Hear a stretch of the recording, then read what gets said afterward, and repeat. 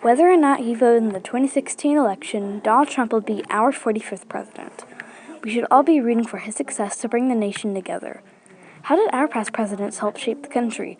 What are we expecting of Mr. Trump? For now, all we can do is hope for the best that our new president has good intentions and will bring something quality to the plate. Of course, there are some qualifications to being the leader of the country.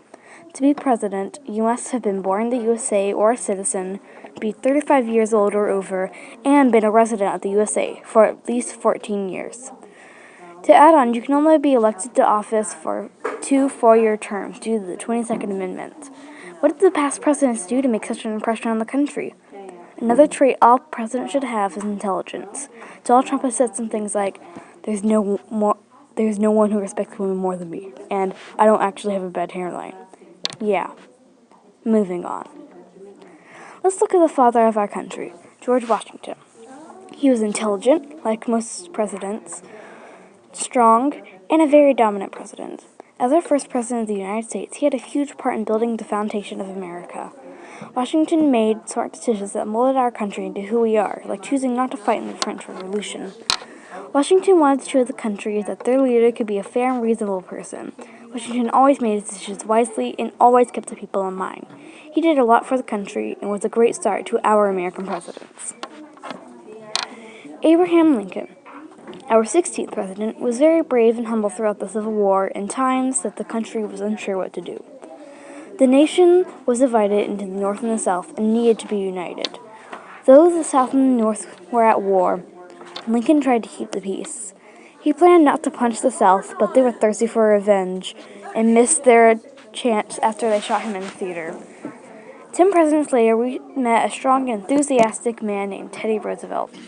Theodore Teddy Roosevelt was governor of New York before becoming U.S. vice president. Theodore was popular, well-known, and people could relate to him. During the Spanish-American War, he did his best to put himself in the people's shoes and help the country. Teddy even got a Nobel Peace Prize for stopping the Russo-Japanese War. Teddy Roosevelt's energetic vision helped bring the nation into the new century. America owes nearly 200 million acres of national forest and parkland to its foresight, some of which can be viewed atop Mount Rushmore, where Roosevelt's visage is carved in memorial. In 1932, Franklin D. Roosevelt was elected as our 32nd president. 1932, 32nd president. Get it? Roosevelt led the United States through the Great Depression and World War II, and greatly expanded the powers of the federal government through a series of programs and reforms known as the New Deal. He believed in preserving and uniting America. In 1921, Roosevelt contracted polio, but that didn't stop him from becoming president. Americans were suffering, and President Roosevelt knew he needed to take action, so he created the New Deal programs. During his first 100 days in office, Roosevelt fought to pass laws and create new jobs. He was an amazing president. Born May 29, 1917, in Brookline, Massachusetts, was our 35th president, John F. Kennedy. JFK was a very social and energetic president. In fact, he was our youngest president at the ripe age of 43. Fortunately, he was also the youngest to leave office, being only 46 when assassinated, while riding a motorcade in Dallas, Texas. Not only was Kennedy one of the presidents, but he also served in the U.S. House of Representatives and the U.S. Senate. As a president, Kennedy faced a number of national crises, especially in Cuba and Berlin, but managed to secure achievements including the Nuclear Test Ban Treaty and others. He was an inspiration to this nation.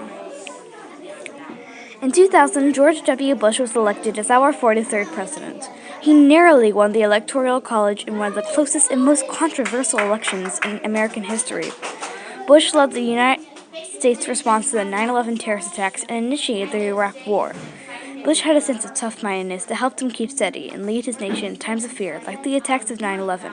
Before his presidency, Bush was a businessman and a former governor of Texas. His intelligence was one of the reasons he got into office. In July 2013, George Bush made history when he joined President Barack Obama in commemoration of the 15th anniversary of Osama bin Laden's first attack on the United States, marking the first meeting on foreign soil to commemorate an act of terrorism before 2 U.S. presidents. So what do we want to see in Mr. Trump? Seriously, the guy looks like a Cheeto. Our new president may not be absolutely perfect.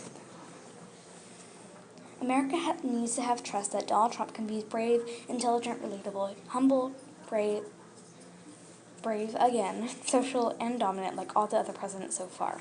Whether or not these traits are listed will be shown by our future president is up to fate. And as our President Barack Obama said, we're all rooting for his success in leading and uniting the country.